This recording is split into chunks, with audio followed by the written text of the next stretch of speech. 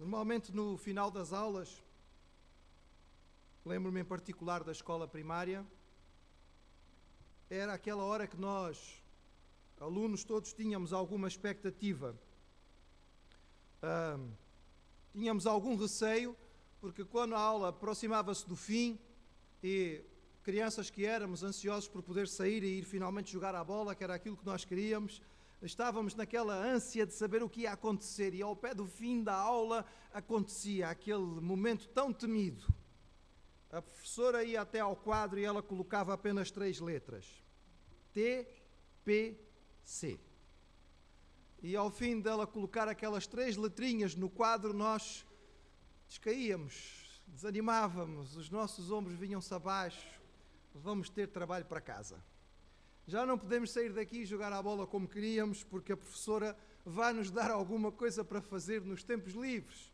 E quando saímos daqui, vamos ter que ir para casa e vamos ter que, enfim, fazer cópias e redações e cálculos e pesquisas. Não era uma coisa que alegrava muito o nosso coração quando éramos crianças. Estas 3 letrinhas, TPC. Com o tempo e, digamos, um bocadinho de maturidade, nós começamos a perceber que o TPC era importante. Aquele tempo que era passado ali nas aulas não era suficiente para nós fixarmos e guardarmos bem o material que tínhamos aprendido. E começamos a descobrir, de uma forma muito prática, numa pesquisa natural que aconteceu, acho que com todos os alunos que por lá passaram, que quando nós fazíamos o tal do tão temido TPC, estávamos mais bem preparados na altura das provas. E quando chegavam as avaliações, tirávamos notas melhores. E quando negligenciávamos o TPC, ficávamos mal, porque chegava o momento das avaliações e não tínhamos condições de enfrentá-las, porque não tínhamos nos preparado convenientemente. Quem cumpria os TPCs tinha condições de enfrentar as provas. Quem não cumpria, saía-se pior. O Senhor Jesus esteve com os seus discípulos durante 3 anos. A ligação que ele teve com eles foi muito intensa. E ele, como mestre e como professor, como rabi judaico, tentou transmitir a eles tantas coisas. E chegou mesmo ao finzinho do seu tempo com os discípulos e ele ainda dizia: há tantas coisas que eu vos quero ensinar, mas vocês ainda não estão preparados. E então, naquela noite de quinta-feira, antes de ir à cruz, Jesus ora pelos seus discípulos. E naquela oração, que nós costumamos chamar de oração sacerdotal, em que Jesus ora não apenas pelos discípulos que ali estão, mas por nós, porque ele menciona de forma específica por aqueles que um dia crerão, que somos nós a igreja hoje, ele deixa-nos, irmãos, uma espécie de TPC. E eu queria ver com os irmãos hoje, abrindo as nossas Bíblias em João, capítulo 17, o TPC da igreja que Jesus nos deixou. Neste dia em que comemoramos mais um aniversário, em que estamos gratos a Deus por mais um ano de vida da nossa igreja, precisamos compreender que o TPC, o trabalho para casa que Jesus deixou à sua igreja, é responsabilidade nossa e que o colocarmos em prática é fundamental para enfrentarmos as lutas e as provas que normalmente vêm. Com João 17 aberto diante de vós, eu vou ler alguns versículos e os irmãos vão manter o texto aberto para depois poderem acompanhar. E começa assim: Jesus falou assim e, levantando os seus olhos ao céu, disse: Pai, é chegada a hora, glorifica a teu Filho, para que também o teu Filho te glorifique a ti. Assim como lhe deste poder sobre a carne, para que dê a vida eterna a todos quanto lhe deste. E a vida eterna é esta, que te conheçam a ti, só, por único Deus verdadeiro, e a Jesus Cristo, a quem enviaste. A vida eterna é esta, que te conheçam a ti. T de TPC significa, para a Igreja de Jesus, transcendência. O homem tem lutado e se esforçado para explicar o mundo em que vive. Houve um tempo em que as coisas eram explicadas através da magia, do místico, do extraordinário. Tudo era magnífico e então tudo era interpretado do ponto de vista da magia. Mas hoje nós não vivemos mais nesta época. Hoje nós destrinçamos o mundo biológico, o mundo físico, e hoje nós já conseguimos entender a maior parte das coisas que acontecem à nossa volta. Mas o transcendente continua aí. Continuamos rodeados de tantas situações e coisas que não sabemos e não conseguimos explicar. E dentro do próprio homem há um espaço vazio, um buraco, que pede esta transcendência, algo que ultrapassa a mera realidade que nós podemos avaliar. Durante algum tempo, chamada Era Moderna, parecia que nós íamos conseguir explicar todas as coisas e havia no ar a expectativa positiva em relação à ciência, à tecnologia, à revolução industrial, o iluminismo, que iam nos dar as respostas para todas as nossas questões. O homem, através das ciências humanas, como a psicologia, a sociologia, a antropologia, cresceu na capacidade de se entender e achou que ia chegar o momento em que íamos perceber tudo. Desenvolveu-se a era dos especialistas, em que nós tínhamos gente que tinha estudado todas as áreas, todos os aspectos, e quando precisávamos de uma questão perguntávamos, e o especialista sempre tinha a resposta. Isto é assim. E afinal de contas, ele tinha um currículo que confirmava isto. Mas esta expectativa, irmãos, levou o mundo no caminho errado. O homem acreditou que através deste caminho em que ia conseguir explicar todas as coisas, íamos chegar a um tempo de prosperidade e abundância no planeta Terra, em que íamos, afinal de contas, ter condições de sustentar toda a humanidade em bons recursos, em bons meios. Mas o que nós vemos, irmãos, é que isto foi um grande engano. Hoje, na chamada era pós-moderna, o homem se sente perdido. A ciência e a tecnologia não conseguiram nos trazer verdades garantidas e nós descobrimos que muitas das afirmações neutras que nós achávamos que eram neutras, afinal estavam contaminadas. As pessoas faziam afirmações categóricas, mas depois nós descobríamos que tinha mais a ver com elas do que com a verdade. A confiança no futuro do homem foi diminuindo à medida que as guerras se sucederam. E durante o século XX nós tivemos duas que envolveram grande parte da humanidade. E hoje, num dos momentos em que nós podemos dizer áureos da tecnologia, nós vivemos num planeta em que há bilhões de pessoas a passar necessidade. Há 2 bilhões de pessoas no mundo, irmãos, que não têm luz elétrica, que não dispõem de água canalizada nas suas casas. Há bilhões de pessoas no mundo que não têm condições de fazer mais do que uma refeição por dia. Milhões de crianças no mundo que não têm acesso ao ensino, que não têm escola, que não têm educação, não têm saúde. O homem, tão orgulhoso do seu avanço, afinal, não consegue explicar todas as coisas e nem evoluir verdadeiramente, porque precisa de compreender a verdade espiritual que não se estuda nos laboratórios. Jesus falava desta verdade, irmãos. Ele falava de uma vida com uma qualidade diferente, a qual ele chamou vida eterna. Não era apenas vida eterna no sentido de nunca acabar, era uma vida de uma qualidade diferente. E esta qualidade não é algo que nós podemos estudar do ponto de vista da física, ultrapassa os nossos sentidos, vai além da nossa capacidade de raciocínio, não é algo que se entenda através da ciência, é transcendente. E Jesus falava disto quando ele dizia: a vida eterna é esta, que te conheçam a ti. Fomos criados por um Deus todo-poderoso e Ele nos criou para que nós andássemos com Ele. Ele que nos transcende se revelou a nós de uma forma extraordinária. E quando abrimos o livro que nós consideramos a sua revelação, descobrimos não um Deus distante, que não se preocupa com as nossas dificuldades, mas um Deus que está próximo, um Deus que sofre, um Deus que se angustia com o nosso pecado. com a nossa rebeldia, com o nosso desvio. Um Deus que se manifestou ao ponto de vir viver aqui na terra como um de nós, sofrer o que nós sofremos, para que nós pudéssemos voltar a estar em comunhão com Ele. Este conhecimento e esta realidade foi dada à Igreja de Jesus. A Igreja é o lugar e o espaço para a transcendência do céu. É um lugar para a manifestação da glória de Deus. Às vezes algumas pessoas dizem assim: pastor, mas na igreja há muitas coisas que não estão certas. Há muitas coisas erradas. Na igreja há muito pecado. É verdade, irmãos. Porque todos que estamos aqui somos pecadores. Mas a igreja, irmãos, é esta mistura extraordinária de pessoas fracas, com limitações e, por vezes, errando.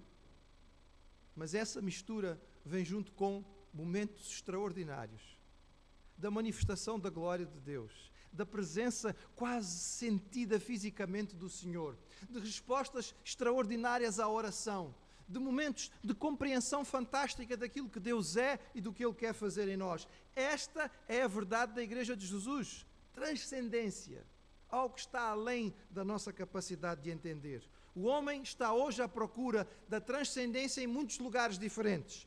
O lugar onde ele tem que encontrá-la é aqui, na Igreja de Jesus. A Igreja é vocacionada e chamada para esta realidade de uma forma intensa e proposital. O T do TPC que Jesus nos deixou é a transcendência. Mas continuando a sua oração, Jesus um pouco mais à frente, ele estava falando ainda aos seus discípulos, orando, e no versículo 18, ele fala: assim como tu me enviaste ao mundo, também eu os enviei ao mundo. Se o T é transcendência, irmãos, o P é propósito. Foi feito um estudo por cientistas da Universidade Johns Hopkins nos Estados Unidos, envolvendo 7.984 estudantes de 48 universidades diferentes. E uma das perguntas-chave deste estudo era a seguinte: o que é para si a coisa mais importante da vida? E é curioso, quase 8.000 universitários responderam, e 78% dos arguidos responderam que a coisa mais importante da vida era encontrar propósito e significado. Propósito e significado para as suas vidas. O homem moderno, irmão, que se crê fruto da evolução e dos chamados desenvolvimentos da psicologia, não sabe quem é. Não tem razão para viver. Sente-se fruto do acaso, sem uma razão de existir, sem um propósito definido, numa realidade em que tudo é válido. Nada é definido, nada é verdade. Aceita-se o que cada um quiser viver, se é a tua vida, não me diz respeito a mim, não me interessa. E isto tem levado o homem a um caminho do isolamento. Cada vez as pessoas vivem mais sozinhas, não conhecem ninguém com quem possam conversar. E então pagam a especialistas para ir lá abrir o coração. Oh, irmãos, nós falamos tanto sobre o progresso da nossa era moderna, mas os nossos avós precisavam muito menos de psicólogos do que nós. Sabem porquê, irmãos? Falavam entre si na vizinhança, não é? Tínhamos um problema, uma dificuldade, contávamos a tia Maria da esquina, não é? Conversávamos com o tio Joaquim no café, e desta maneira acabávamos por fazer um bocadinho de psicologia de grupo. Mas hoje não. Nós não sabemos quem mora no andar de baixo. E quando apanhamos o elevador, ficamos à espera que ele não pare no caminho, que é para não termos que compartilhar aquele pequenino espaço com mais ninguém. Se cruzarmos com as pessoas que moram nos andares inferiores aos nossos na rua, provavelmente nem sabemos quem são. Ouvimos as suas vozes, mas elas são um incômodo. O homem vive sozinho. E nesta busca por propósito, o homem está disposto a encontrar qualquer solução e qualquer saída. E há muitos mestres, pseudomestres, gurus, que estão enredando multidões, levando muita gente a investir nas suas teorias, As pessoas estão dispostas a fazer qualquer coisa para encontrar um propósito. Eu estava a folhear o livro Guinness de Records.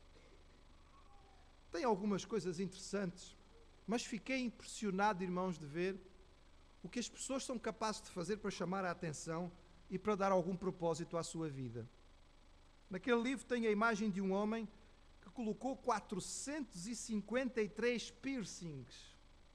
Os irmãos sabem o que são piercings? Essas coisas que se metem agora, não é? Na pele, as pessoas põem no nariz, põem na orelha, põem em vários outros sítios. O homem tem 453 piercings. E eu pergunto, o que é que leva alguém a fazer tanto buraco na pele? Tem que ter um propósito, irmãos. Quer ter um objetivo, pelo menos aparecer no livro dos recordes como alguma coisa especial. Uma senhora, mais de 50 anos, com 93% da superfície do seu corpo tatuada. Já quase não sobrou pele para tatuar. Um jovem que treinou durante muitos meses para participar num concurso e ganhou. Em 3 minutos, ele conseguiu engolir 10 hambúrgueres.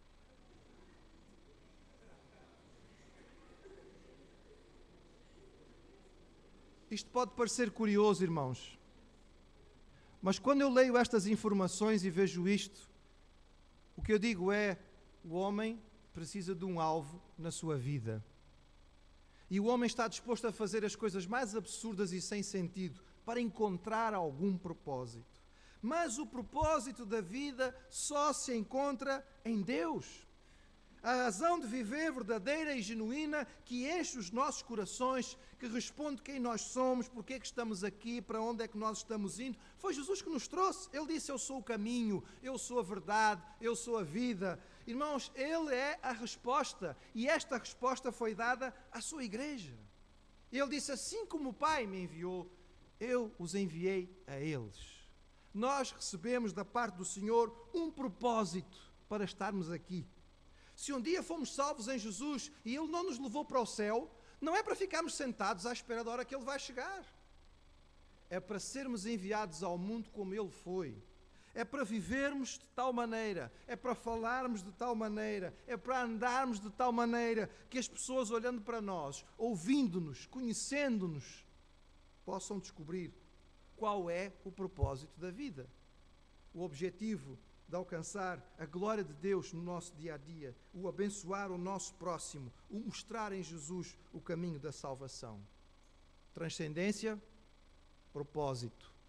Foi o Senhor que nos deixou, é o TPC da igreja. Mas no fim da sua oração, irmãos, próximo do fim, no versículo 21, Ele nos deu o C do seu TPC. Para que todos, verso 21, para que todos sejam um, como tu, ó Pai, o és em mim e eu em ti, que também eles sejam um em nós, para que o mundo creia que tu me enviaste.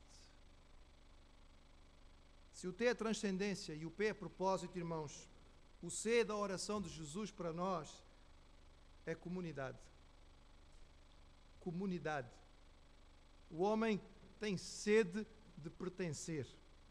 As pessoas sozinhas acabam se desesperando. Muitos jovens acabam por participar de gangues, grupos violentos que fazem coisas impressionantes, têm práticas horríveis, pelo simples fato de se sentirem aceitos, serem parte do grupo. Não interessa que nós digamos que isto é um exagero. Nós fomos criados com esta necessidade, criados com a necessidade de sermos aceitos, de entendermos qual é o nosso lugar, de pertencermos a algum grupo, de sermos úteis de alguma forma, de percebermos que fazemos a diferença.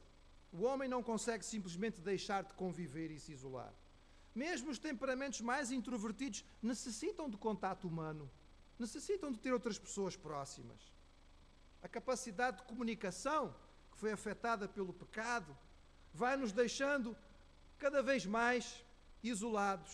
E a capacidade do homem de magoar o próximo e de prejudicá-lo é extraordinária. Precisamos de uma comunidade onde o amor vença o medo. E aqui, irmãos, mais uma vez, entra a Igreja de Jesus. A modernidade nos disse para não crermos em Deus e negou as religiões. A pós-modernidade em que nós vivemos hoje reabilitou todas as religiões e disse que tudo é válido, mas está tudo no mesmo nível. Hoje o ateu vive ao lado do mágico, sem qualquer dificuldade, mas nenhum deles tem a resposta. Porque o elemento que falta na equação do pós-modernismo, irmãos, é o amor.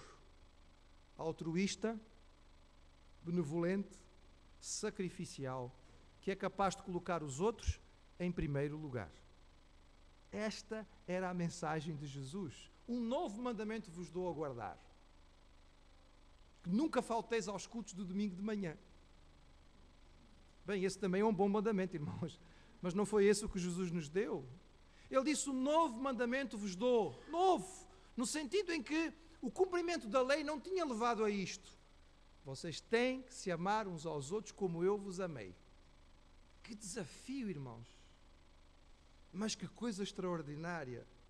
A Igreja de Jesus não é perfeita, mas ela foi criada para ser uma comunidade única, em que nós, como família espiritual, reconciliados com Deus, percebendo o propósito da vida, usamos os nossos dons e os nossos talentos para abençoar os outros, dando significado, enriquecendo e embelecendo as nossas vidas e as vidas daqueles que estão à nossa volta.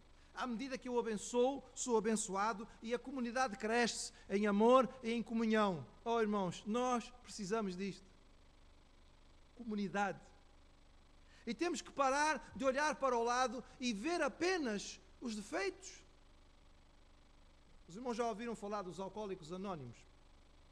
É uma organização que foi criada por crentes evangélicos para ajudar pessoas a deixar o alcoolismo.